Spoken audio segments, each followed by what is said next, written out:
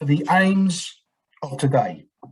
The aims of the day are to benefit from the experience of a provider who is already delivering T-levels, to examine 5 key themes of strategic leadership in preparation for September 22, to analyse where you are now against where you should be, and to provide the opportunity for you to network with other 2023,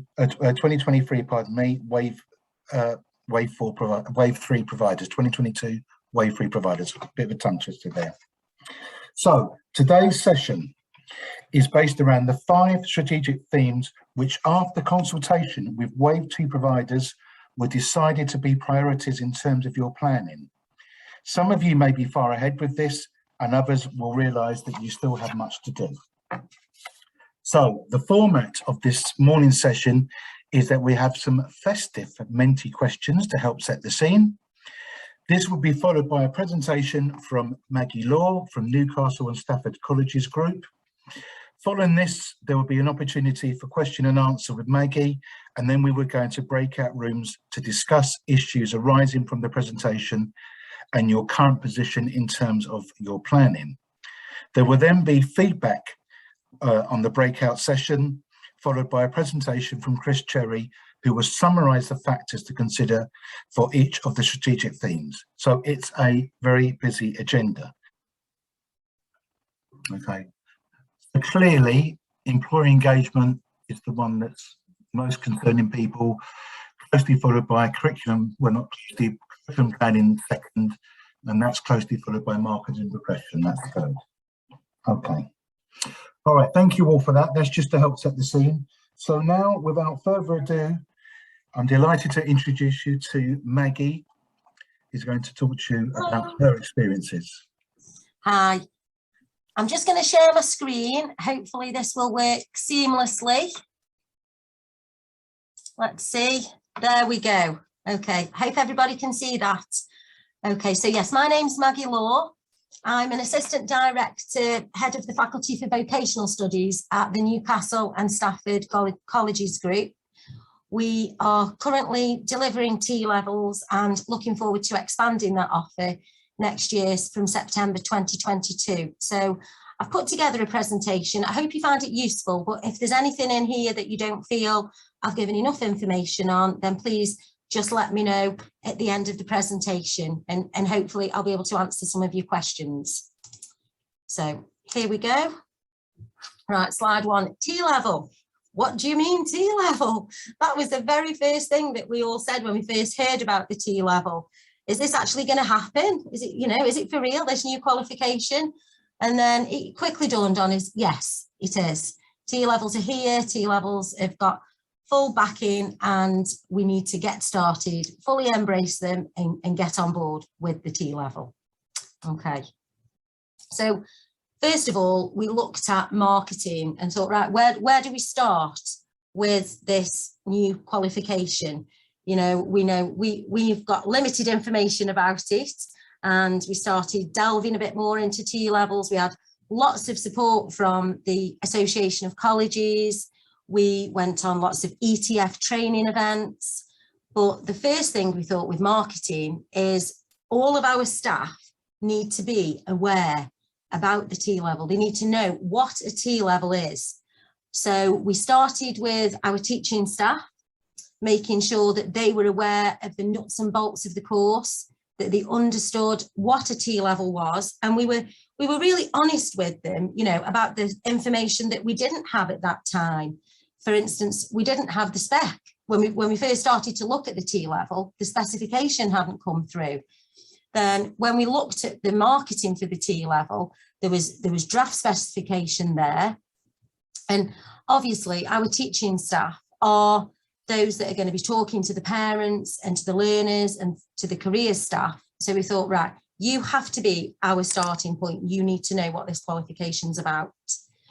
We then held internal information events that involved our marketing team, our school liaison team, our administration staff, careers guidance and work placement team. So we had to feel that if anybody ran college and wanted to know what a T-level was, people had awareness and they knew who the experts were in the college that they could forward enquiries to. We didn't want anybody ringing up because they'd heard of a T-level, and even the reception staff thinking, I don't know what this is, not heard of it yet. So I think that's absolutely integral. Following on from that, we went down the route of virtual school tasters. Everybody struggled with marketing during the COVID situation, but obviously we were faced with a new qualification. We were, looking for that September intake. We're a 2-campus organisation, and we ideally wanted an intake on both campuses. So we knew we had to get out there somewhere, somehow. So we adopted the virtual school taster approach. It went down very well, but never ideal, as I'm sure you'll all appreciate. So all the taster events that we do now are face-to-face for all programmes, including T-level. We realised that with our welcome event presentations and interview event presentations, we probably didn't have a sufficient amount of information about the T-level included in that. Initially, it was a bit of an add-on to what we were already doing, because I think if we're really honest, that sometimes is how it feels with a new qualification. But again, we made amendments to that, and we gave the T-level as much credence within these information events as all other qualifications that we were talking about to our prospective students and to their parents. We hold, as I'm sure you all do, a number of open evenings and open days across the year. This has been an ideal opportunity to get those conversations going with parents and learners face to face.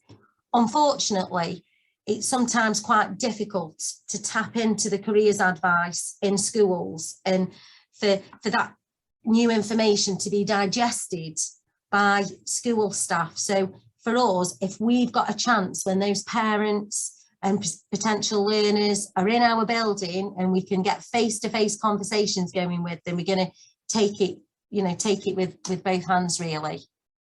And then in addition to that, we've done all of the usual things that I'm sure you do with all your courses. The case studies are out there, social media, websites updated, the prospectus is updated, the course digest, all of those things that we relentlessly do as FE providers to get our courses out there and to enable people to be familiar with them. I will say I was at an AoC event a couple of weeks ago. It was a great event. If you get the opportunity to go on any, you really should do. Fantastic opportunity for networking. And the DFE had some representatives there, and they were saying that there will be a much wider T-level marketing campaign coming from DFE from January 2022. And I think that is really going to support everything that we're doing as organisations, because hopefully we'll see the adverts, there'll be more stuff on the radio, there'll be billboards with T-levels on, and T-level will become something that people are used to hearing about, albeit they might not have an abundance of information, but they'll come to us to ask. Okay, then I'm just going to come on to employer engagement. Now, I wished I'd done a bit more on this, because in looking at the survey that you've done at the beginning of this session, I can see that that's a big concern for a lot of you, and it does vary from sector to sector. I'm quite sure that at the moment online we've got representatives that are working with early years, where there's probably already a very good employer link established. Potentially the same would apply to health and social care. I know it certainly does in our organisation. So where you've got that core group of employers, tapping into the ones that are really interested in the T-level and getting them on board with your T-level is an absolute massive attribute if you can do that. I know as well, there's probably people on the presentation at the moment that are thinking, I've got really limited access to the employers in the T-levels that I'm wanting to promote, that we're wanting to develop within our organisation, or you're offering alternative qualifications in some routes and there isn't a placement requirement, so your employer relationships are quite limited. For us, what we've done in those areas is we've linked up with our apprenticeship team. We've established with that team the employers that we know are always up for supporting us, the ones that work with us, with our apprentices. They work with us in terms of providing guest speakers, and we've really tried to tap into those relationships. We've held breakfast meetings, we've got them to contribute to our curriculum planning and really made them feel a massive part of what we're doing. Have we got hundreds of these employees that are doing that? No, we haven't. But we're also looking at other ways that we can promote the employers we're working with. At the, I've not got this on the slide, but at the event that I went to, that I spoke to you about before a couple of weeks ago, there was a representative there from the Manchester College. And what they're doing at the moment is they have little pin badges that they give to their learners with the name of the employer that they're linked with. And they said that's working really, really well. And it's something that we're thinking about doing. It's something that I'm discussing with our senior management team. I think one of the other things is that in a lot of sectors, employers do acknowledge there is a big skills shortage. So we're promoting the T-level as a way to plug the gap within those industries. Just to add, there's been £1,000 incentive as well that we've utilised to the max with our employers for the T-level placement. And that's been a massive help because employers can, reinvest that for CPD with their other employees. It can support additional resources. It's been a really great incentive to get employers on board. Currently, the plan is that that won't be available after July 2022. But I think it's something that we all feel, if that could continue, it would be a massive help. Even if it continued at a slightly lesser amount, it would really support us all moving forward. And then just to add to that, we do have a designated NSCG, so college representative for each company to make sure companies aren't bombarded. So for example, in some of the departments, we have a work placement officer. For others, they'll use our employer engagement officer. Some companies are contacted by our apprenticeship team. We also know that our local competitors are going to be contacting employers as well. So they could get really annoyed by this barrage of calls and contact. So what we decided to do was, in early years, we use a placement officer. In health, we use a placement officer. For our digital, we've been using our work experience team. For the engineering, we've been utilising the apprenticeship team. So we've been quite prescriptive about which people within the organisation will contact employers so that we're building that relationship.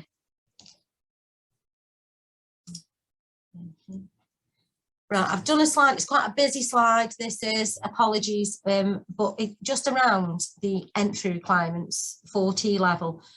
When we first started to promote T-level and we added it to the prospectus, we decided that we would have the same entry requirements as we've got for our other level 3 vocational qualifications.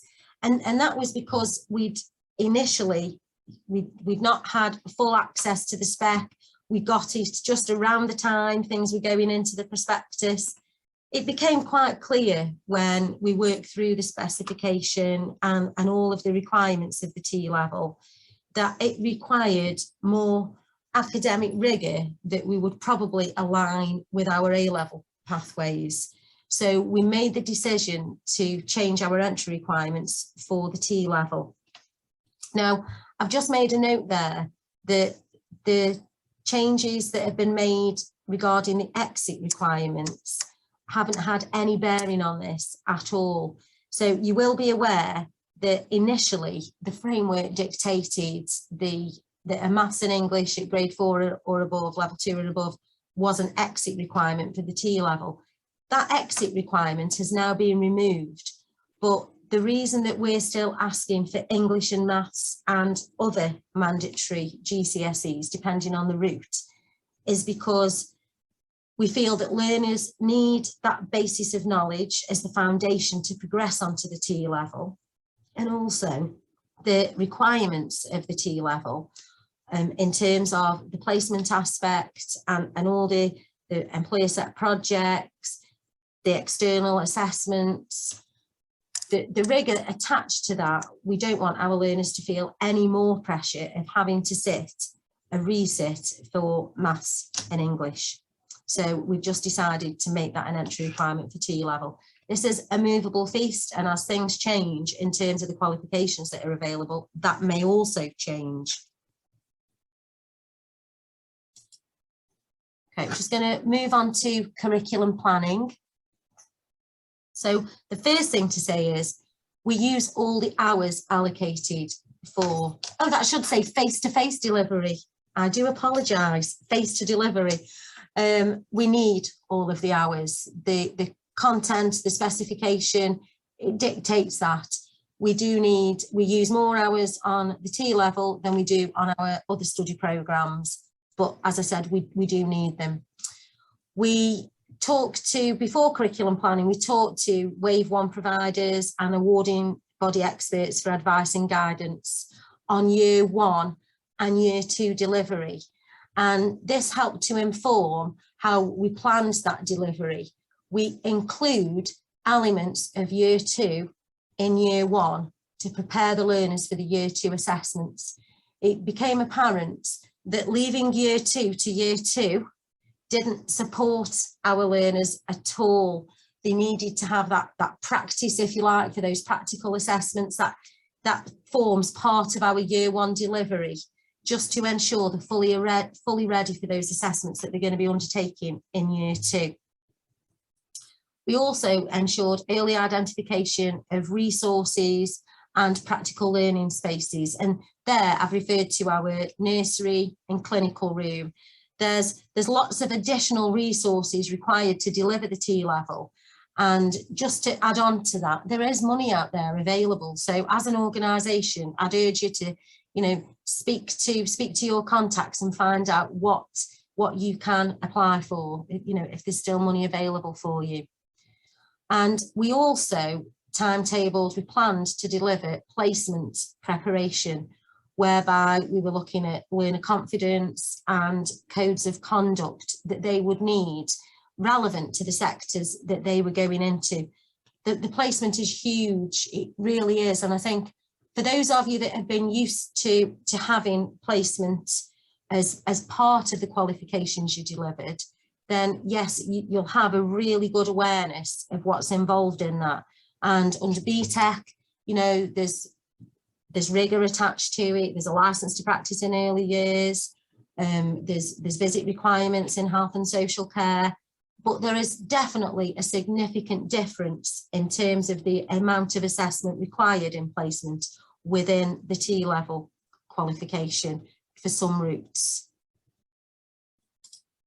We also utilise the learner voice very early on in our delivery.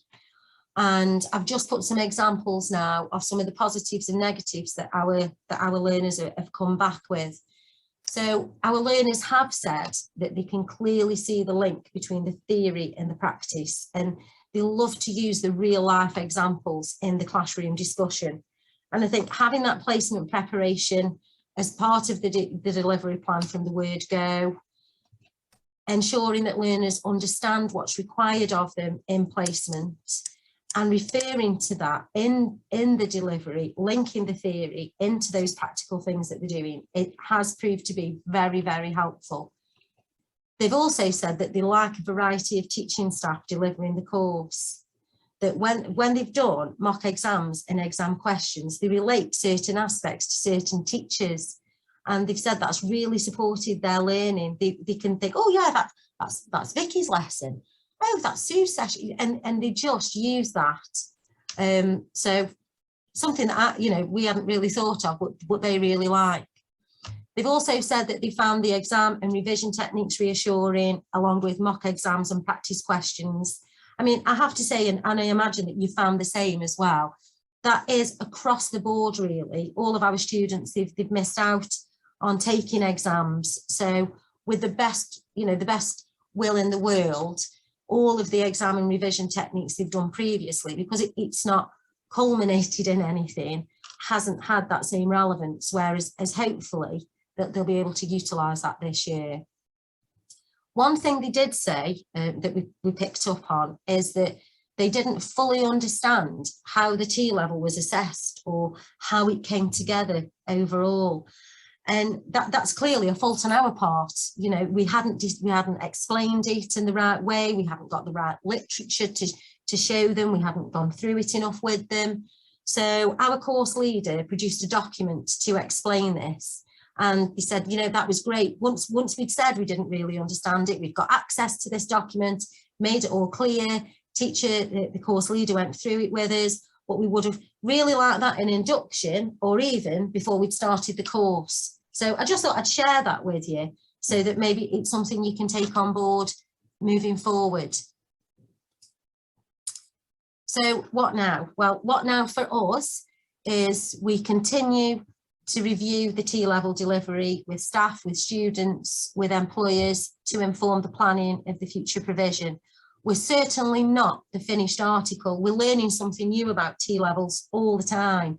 And, it's exciting when you get feedback from staff and from students or from other providers, and you can see changes that you can make to your own programme that's going to improve the delivery, that's going to improve the learner experience, that's going to make us better at what we do.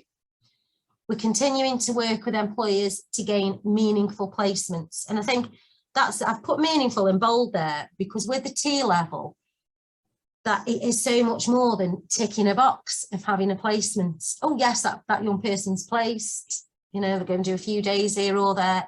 The meaningful aspect is absolutely crucial. We're continuing to develop our resources and practical learning environments for the current and future T-levels, and to ensure that cross-college awareness of T-levels. That takes me back to what I was talking to you about earlier, that all staff in the college have an awareness of this new qualification, have an understanding. And obviously the marketing of T-levels to employers, to parents, and to prospective learners, just keep getting out there, getting the message across. There's my help slide. Something that I think we're all asking for as T-level deliverers is assurance from the universities, acceptance of T-level, and AoC are helping massively with this. And what they've said to all of us, and to reiterate this message to you, if there are any universities that you're talking to when you're consulting to inform the planning of your qualifications that seem reluctant about T-level, AoC have got colleagues that can help us with this and talk to individual universities. You'll be aware that the defunding is being put back, but I know for us as an organisation, we do see a landscape that includes a level 3 alternative to A-level and T-level, but that's far too big a debate for now. It's something that we are taking opportunities to consult with. And the national marketing from DFE, we really welcome the campaign that they're planning to put forward in 2022. It'll support the message that we're all trying to get across in terms of promoting our T-levels. And then finally, hints and tips, they're not going anywhere. I know that some people back in the beginning thought that, maybe T-levels wouldn't get off the ground, but they have. And I have to say, at first we were, we looked at these with some trepidation, as we always do with a new qualification. And apart from all of the things that you have to have in place to deliver a T-level, I have to say the content of the T-levels that we're delivering, that we've looked at, it's really exciting. It's making some really exciting changes for our young people to get access to these qualifications. So one of the first thing that I would do, if you've not already, and I imagine you have, is that managers and staff get registered with ETF so that you can get constant updates on changes to T-level, on new things that are available, funding support, training, and just to make sure that you're keeping that continual professional updating really around T-levels.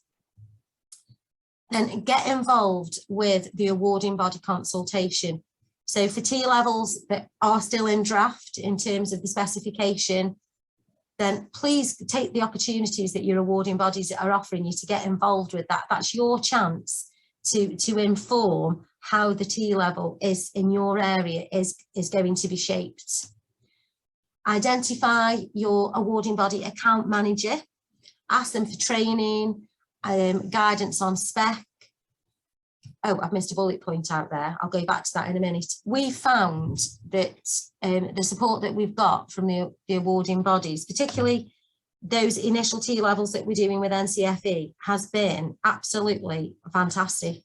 And they've been so keen to work with us when we've asked for training sessions on the spec, because I'm quite sure that your teaching staff, like ours, are all dying to get their hands on the spec. And when they have, really keen to ask questions and to say, right, well, how does this work? How does that fit in with that? They really want those nuts and bolts of how that qualification works. And the awarding body can give you that. And they'll give you that from a sector expert. So that's been invaluable. The next is to identify and work with employers, involve them in your planning, which we've already talked about before. Going back to ensuring that all staff in the organisation know and understand what T-levels are. Then the development of a transition programme. And I know this presentation isn't about the transition programme, but it's becoming more and more apparent that that pre-T-level programme is going to be integral to the success of the T-level and to enabling learners to be T-level ready, if that is their chosen route. And then I would also urge an early learner and staff T-level programme review. So a few weeks in, get that learner voice going, find out any in-year changes that you can make or changes that you can make to your marketing approach, your pre-course information approach that you can get in with those learners that you're looking to recruit for the next academic year. There we go. I think I might have flown through that. I hope I've not talked too quickly. It is a little fault of mine. I do sometimes. And then questions, if I can answer them, that is. Is anybody out there? Do I have to stop sharing? You can stop sharing. Yes, stop sharing. Thanks, Maggie. That was brilliant. Thank you. Very good. So I'm just looking.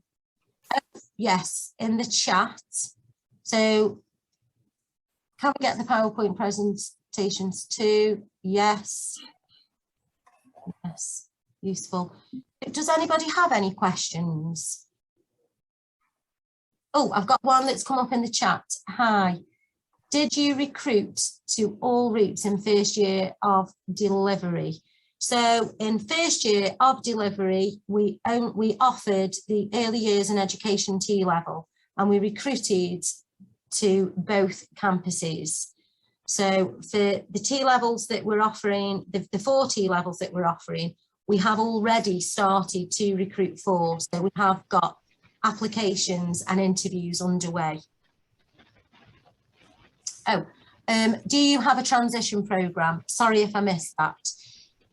Yes, we do, and you didn't miss it, Claire. I just mentioned it on the hints and tips slide. I didn't really go into transition. Yes, we do have a transition programme, and it's formed part really of a full level 2 review that we've undertaken as an organisation, a critical review. We realise that for some of our learners, the level 2 programme wasn't really doing what we needed it to do. They needed more support with maths and English because in order to access some sectors, and particularly if they wanted to go into level 3 qualifications, that was crucial. For the transition programme for T-level, it's really more of a level 2.5, because we're talking about learners who just don't quite meet those T-level entry requirements. And I'm happy to talk to you anytime, or to, you know, to meet up. Anybody can come to our college. We've got an open door policy if you wanted any more information on the transition programme. Are you competing for placements with other colleges? Yes, we are. We've got a very, very big college up the road, and we've got another in the next county that's not actually that far away. So yes, we are. And there's no, there's no clear-cut answer to that. It's just about continually striving to do the best in terms of your professional standards.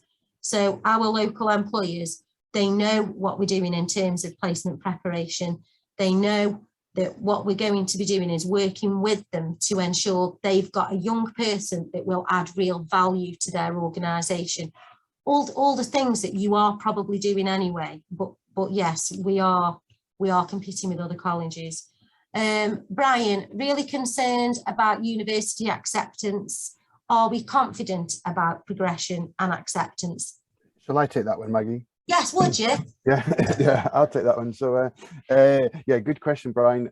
Just to let you know that as one of the other sort of work streams that we have within the AoC is collecting information from providers who have had universities saying, no, we're not going to take students with T levels.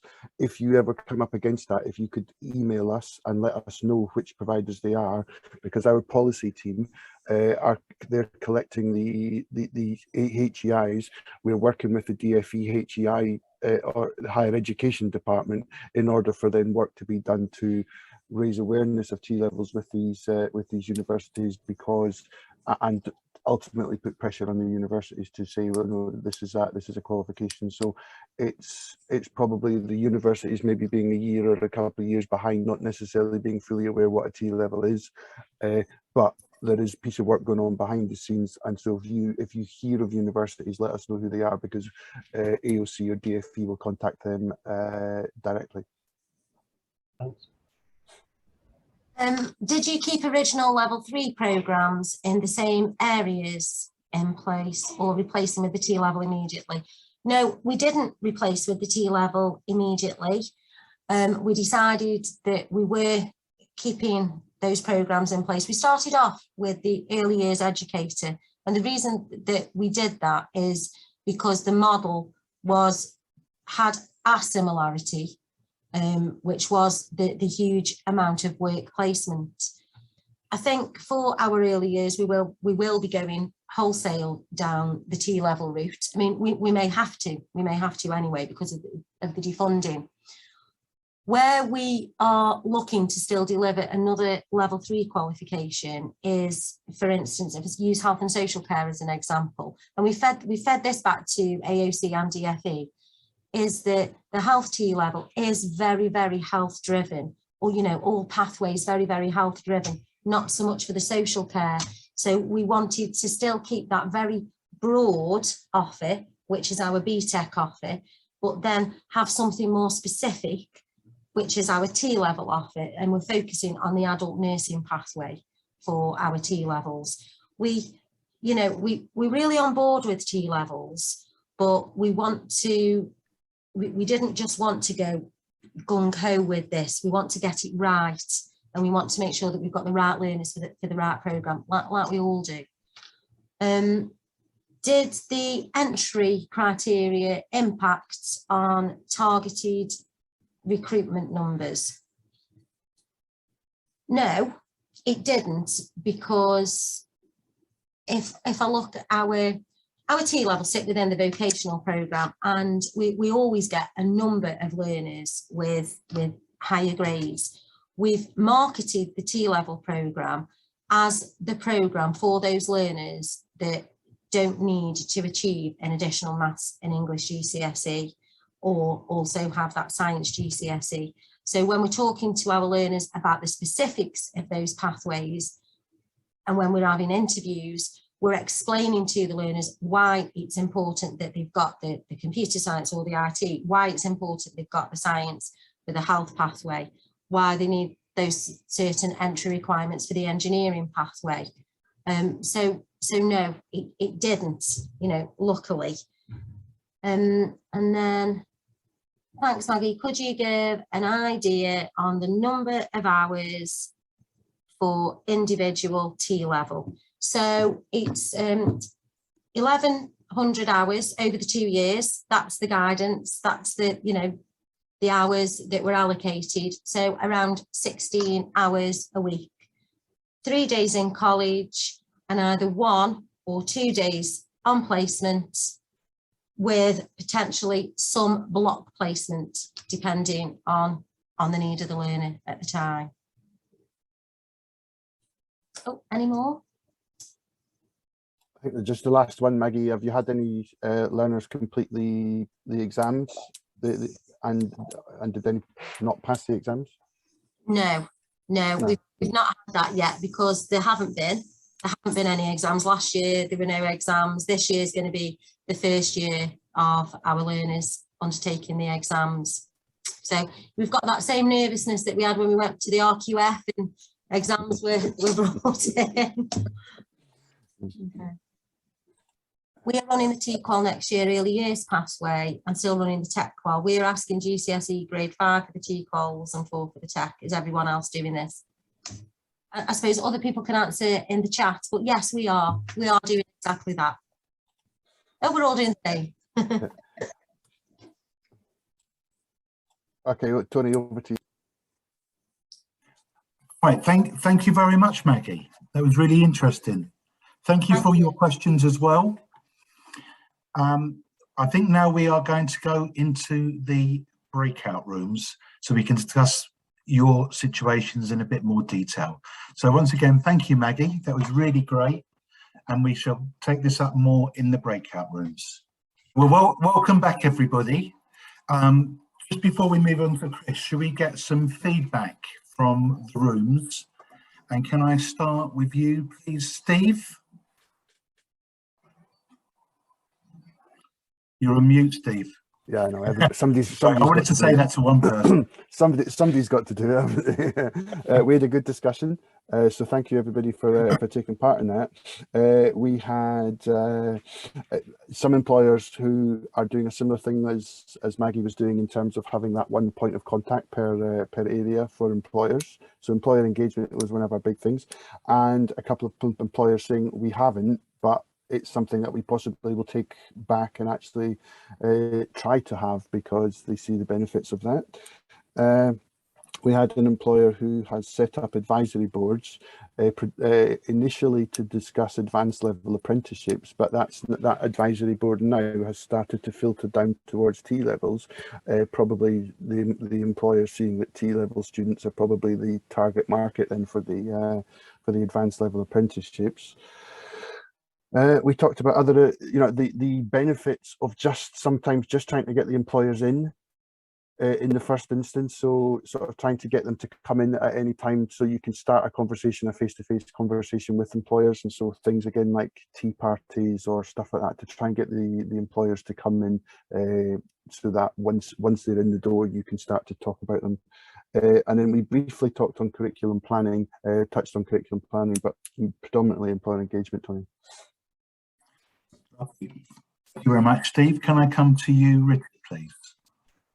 Yes, we talked again mostly about employer engagement, and I think there's kind of two kind of aspects to it. I think there are things like childcare, where people are kind of quite confident because maybe they've got those placements already for their current qualifications, and then there are the kind of areas where they don't currently have placements, they're finding it hard. So we talked about trying to get placements in health and science, where the local health authority or trust wasn't particularly keen to get involved. And there are other sorts of barriers that people see to kind of getting those placements in place. Yeah, we talked about that. And then also where you're your kind of the T-levels in an area that's not your kind of the main area that you've done in the past. So we talked about building partnerships with businesses to kind of start to get that relationship to get those placements in place. And also the challenge if you're the second provider in an area delivering a similar T-level. So, you know, someone's got a head start on you, and they're able to, you know, sort of corner the market in the easy to get placements, and then you're kind of fighting, as it were, to get some extra ones.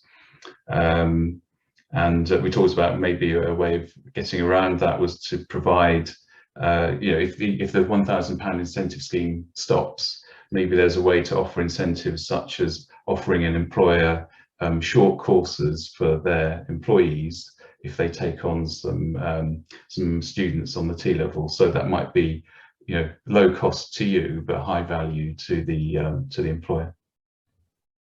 Thank you, Richard. And Mary. Yeah, there were three areas in the group. There was employer engagement, which was most people have concerns about that, professional readiness, and also the marketing and progression. The employer engagement was mixed. Some people had some good relationships, and the NHS in the area and local authorities have been really good, but one member of the group was in an area of the country where the NHS with the COVID cases is not prepared to engage with them yet. And they had concerns that they'd had advice from their SFIR person to recruit to the T-level, but they couldn't confirm that they would have industrial placements for their students, and that was a concern. And also the split between the BTEC choice and the T-level choice for students could actually make a group not viable. So there's these issues that they're linked to employer engagement, and it's all about, you know, what choices do they make, and they've got some concerns around that. But it is mixed across the country as well, depending where you are in the country, and I think that's an important aspect to take into account. The marketing and progression, there's a, you know, the bit of a level of frustration with the local schools who don't understand. I think we've heard this conversation before.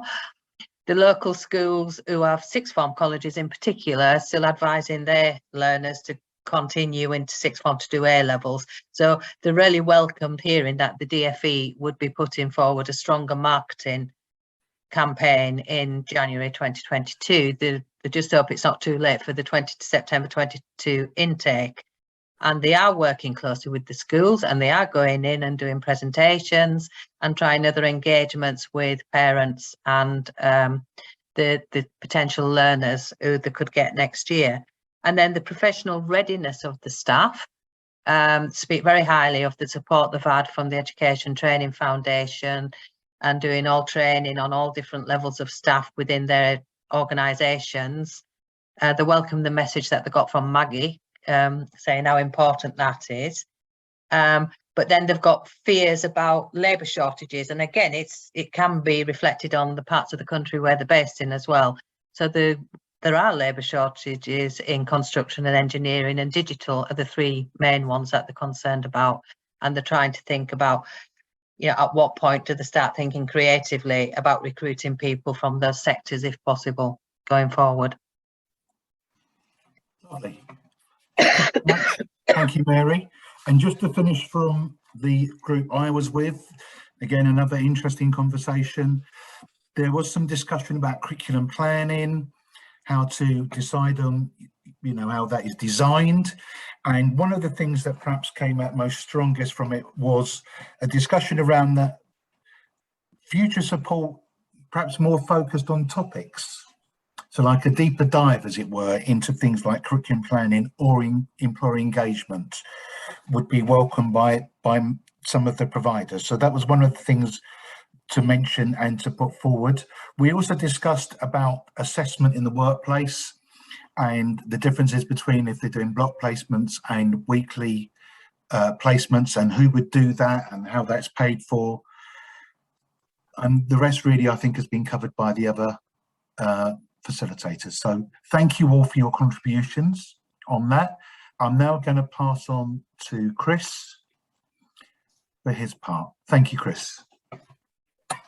Hey, thanks, Tony, and good morning, everybody. Happy Friday. Hope your Friday is as good a weather as we've got. We've got a bit of sunshine here in South Manchester, which is a revelation to all of us.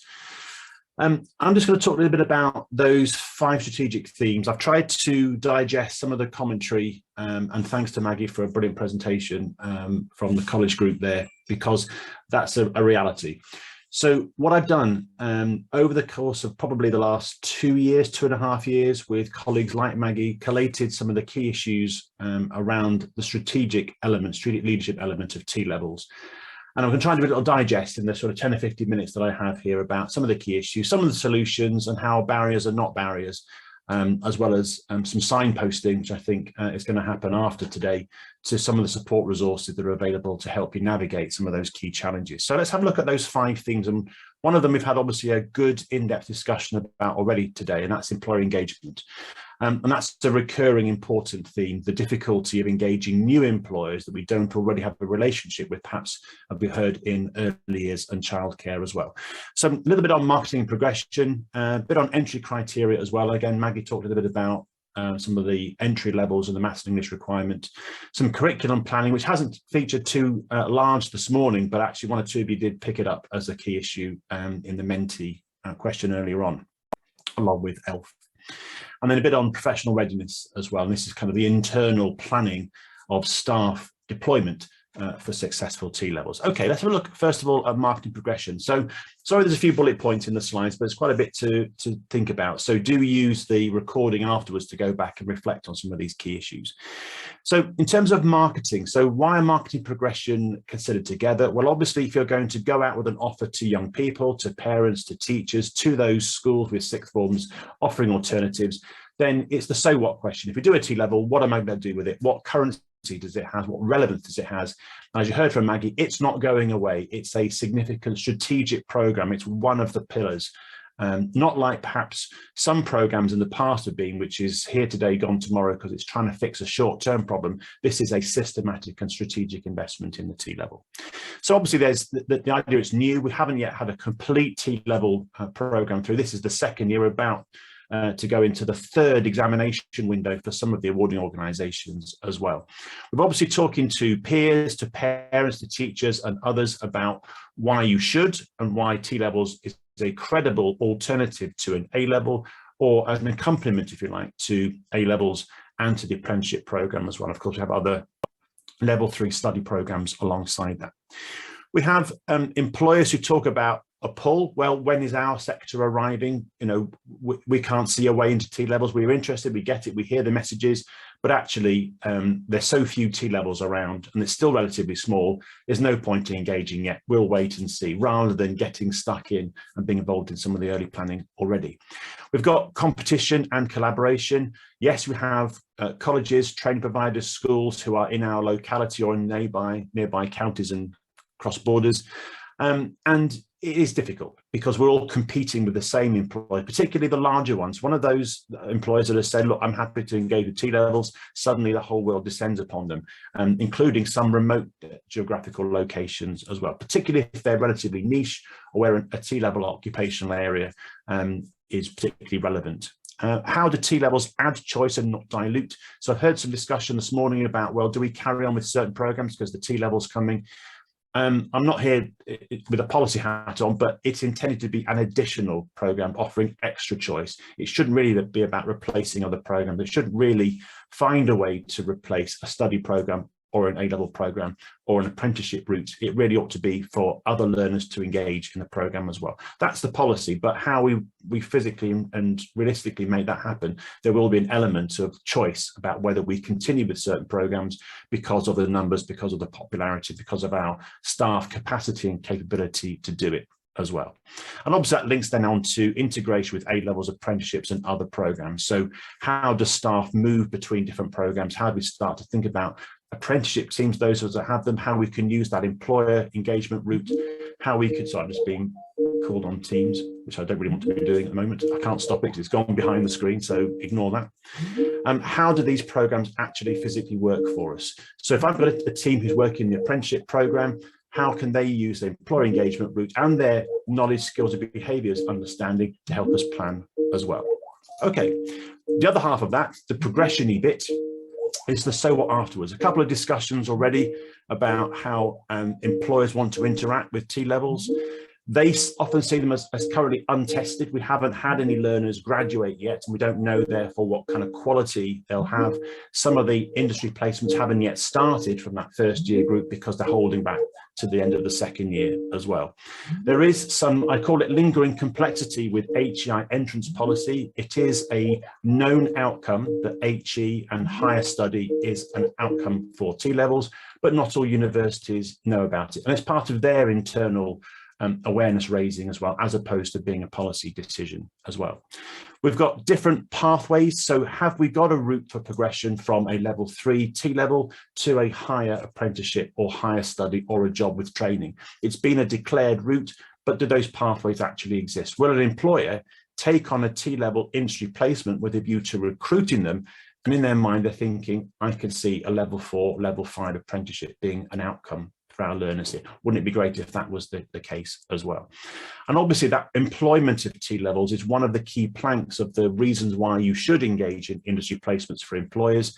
And this try before you buy, a talent pipeline are phrases that we're hearing being used by DFE as well. And how do we encourage employers to so do?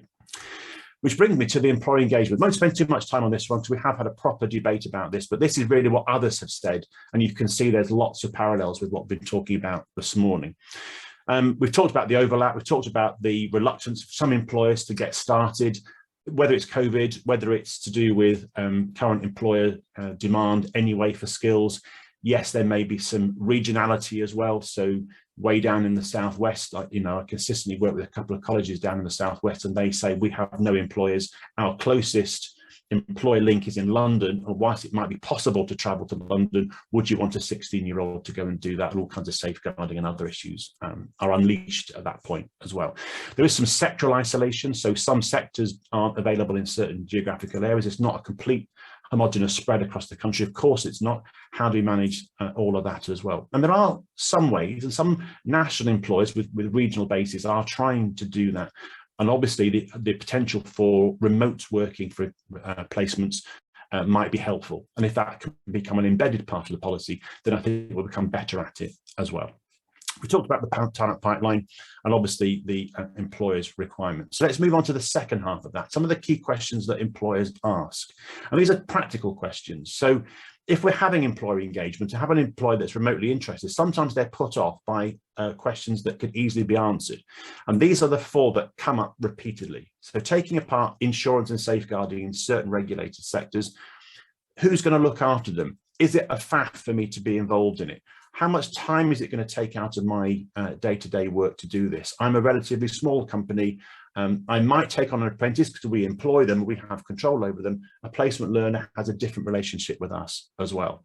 Will we get high caliber learners? Are they hearing messages about T-levels being, a last chance saloon as opposed to the first choice program for the more able learners? How is that balance being communicated? And I think absolutely right. A January or early first quarter marketing campaign is timely and wouldn't hurt now, would it, when we have more T-levels coming through? So I'll watch this space on that one, I think. Moving on to entry criteria, just because of time. We have lots of questions about entry criteria. Because we have a lot of agents, we're able to choose our own entry criteria broadly. We're having this debate about where we sit it. So they're designed to be rigorous and challenging. Therefore, the bar does need to be high. Yes, we have an exit relaxation, but our entry, therefore, needs to be considered. So we're seeing lots of, grade 4, grade 5, I think Maggie was talking about in terms of entry. Some are looking at grade 3 because we're not going to fix maths issues in the same way we don't with other programs from schools into us as colleges. And we can only do so much, and we only take it so far. Some occupations require higher levels of maths, therefore the entry criteria would naturally need to be higher, understand that. But as a policy, grade 4, grade 5 feels like it's the norm. So it is, if you like, aspirational rather than we end up doing a T-level. That's really good And I think it's a consistent thing across the country that grade 4 and grade 5 are the minimum when it comes to most programs. And certainly some of the programs that are coming through in 23 will require much higher levels of maths and English on entry because of the nature of the occupational specialisms. We might even see grades higher than that coming in as well. We'll look at the competition question. So we're offering a grade 5 entry. Our college next door is offering grade 4. Does that make it more attractive, less attractive, or is it an area of concern? So there's questions being asked about local collaboration about that, setting the price locally. It's almost like petrol stations looking at each other's prices to see which one is going to work for us. We've got parental learner aspiration, of course, so we make it high grades of entry. It feels like a robust program, and certainly some of the parental research that's coming back says actually the higher grades might feel like it's going to put off parents, but in actual fact it can offer reassurance as well, and reassurance to employers at the same time. We know that the complex multi-mode process that T-levels demand, so projects and examinations and placement and all of that comes along with it, is going to give us a question when it comes to entering learners into T-level programs, that first filter of learners. And initial and diagnostic assessment have therefore that much more importance because of the need to understand how learners learn and how they're going to cope with a wide range of assessments. Something like 20 hours of assessment, or an actual assessment in the T-level compares to about 6 to 8 hours for a typical A-level. So we've got a lot of assessment going on. This is quite apart from the research and putting it together. This is just the assessment activity when we're under controlled conditions as well. Onto curriculum planning. So I've got a couple of diagrams to show here. It might be worth obviously freeze frame and rewind when it comes to reviewing this. In terms of curriculum planning, it's going to be hard when we've got a group of learners, all got different employers, all with different placements, all have different needs and wants in terms of timing and sequence, to get our curriculum intent right, get our implementation right. We've got learners who can't start placement until January because of seasonality. Some say, well, actually don't come until May because the weather's nicer. And some might say, yeah, come one day a week because we've got a piece of project work that's not time bound and we can do it throughout a year. And all that's got to be accommodated in a coherent cohort of learners as well. We make sure, obviously, that we're meaningful. Nice that Maggie put a bold around meaningful. That's one of the key planks. It's not work experience. It's not industrial placement. It's an industry placement. It's quite different. It has a very specific meaning, and it's supposed to be grown up and robust and as far as possible real work, given all the constraints we've talked about elsewhere. So some of the curriculum models that come through, I just thought I'd just show you these models just to give you something a bit different to look at rather than bullet points. And we can see that these are the 3 most popular models that I'm seeing consistently when we look at curriculum planning for T-levels. The first model is get the exams, get the core and occupational specialism stuff out the way as far as possible in year 1. So we get the core knowledge and the examination, and we queue up some learning for the occupational specialism, and we get the employer set project out of the way in year 1. So we treat year 1 as almost like an A-level AS year, really kind of get into detail with those knowledge and skills elements of the program, and also trickle in some of the industry placement work. So, a couple of days with the employer just to get to know them, get a feel for the workplace as well. Then in year 2, focus on the placement, focus on the occupational specialism. So an academic year and a vocational year. Very popular program, seems to work well in digital and also in construction. The childcare early years looks a little bit like this one, where actually we've got the knowledge is throughout the 2-year program. We take our examination at the end of the 2nd year because there's a huge amount of practical learning. And by the time we get there, they're very, very likely to achieve. We're not going to give ourselves a problem with resits because the knowledge and skills and essentially the behaviours are well embedded. The occupational specialism runs in parallel, so we're learning the kind of the underlying knowledge, but also being able to apply it, so cementing it. It feels like a very well thought through vocational program. And again, the industry placement comes through as it needs to, but predominantly in year 2. There's another way of looking at it. And then finally, there's a third model, which looks a bit of a mess, bit of a complication of stuff. But it really does kind of compartmentalize and allow things to be sequenced in different ways to accommodate different employer needs when it comes to the placement. So again, we do an element of absolutely important skills, then we'll do some application of it in chunks, almost like modularizing the course. And some of the 2022 programs look like they're going to be able to be broken down into discrete units and chunks that we can actually involve our employers in some of the training delivery as well. So that's, again, quite a popular model. But this does depend on the awarding organisations having 2 examination windows a year. So early conversations, Maggie did recommend you talk to your link manager with your T-level awarding organisation and talk about exam windows.